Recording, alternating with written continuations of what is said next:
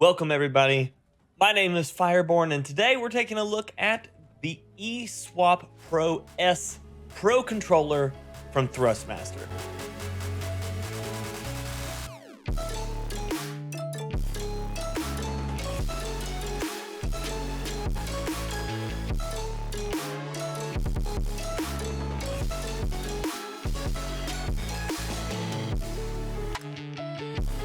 Many of you know me and know I love this controller.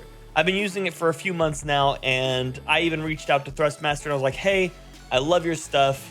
And we actually have entered an ambassadorship with Thrustmaster. So they actually sent me out the new eSwap Pro S to go over, review, and show off to you guys. So we're going to look at that today and enjoy.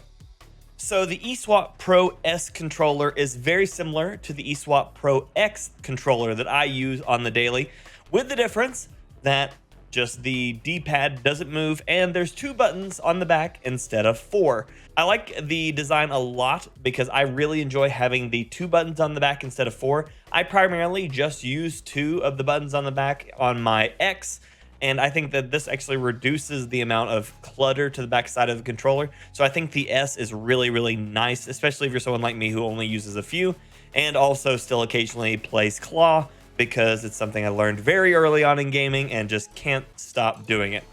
Also, like the X, it features the interchangeable and replaceable sticks, because if you're a gamer like me who plays day in, day out, it's very easy to wear down a controller over time, and instead of buying a brand new controller, you can just swap out the old sticks.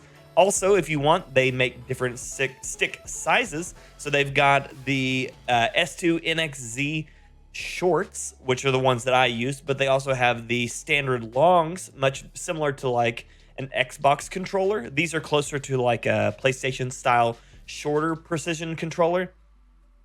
The short ones to me feel really nice because I really like the tension on them. But the long ones are really good if you're looking for smooth aiming over like a high sensitivity. Whereas I generally like a little bit faster, stiffer sticks. And so I really like these mini sticks. But you can get either, you can mix and match, and you have a lot of customization options with the eSwap Pro S as well as the X. Again, today we're looking at the S because it's their newer one, and they've been really super kind to send out one for me to look at and show you. Also, we're going to look at the software. Let's get into it.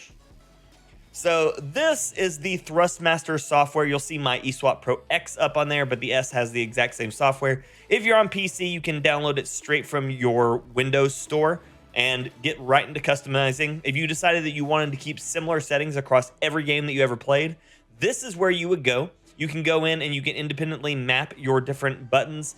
This is also an amazing accessibility tool. If you happen to have something where you're either missing a hand or you have something like cerebral palsy where you have limited actions on certain fingers or certain hand or anything like that, you can actually remap controls here to make things a lot more usable for you if you happen to have those kind of issues. I think it's super awesome of Thrustmaster to provide this level of customization.